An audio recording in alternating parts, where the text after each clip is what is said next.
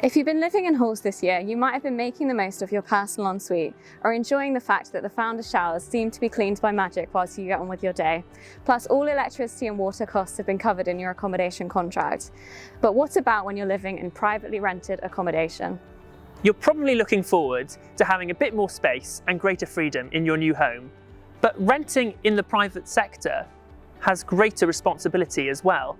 Some things won't be sorted automatically, like your rubbish bin being brought out and taken in for you, or some things won't be set up in advance, like your Wi-Fi or bills payments.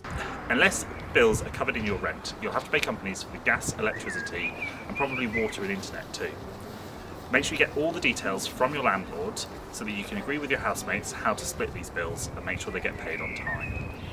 Managing your rubbish and recycling is simple if you put your waste in the right bin and remember to put your bins out on the right day.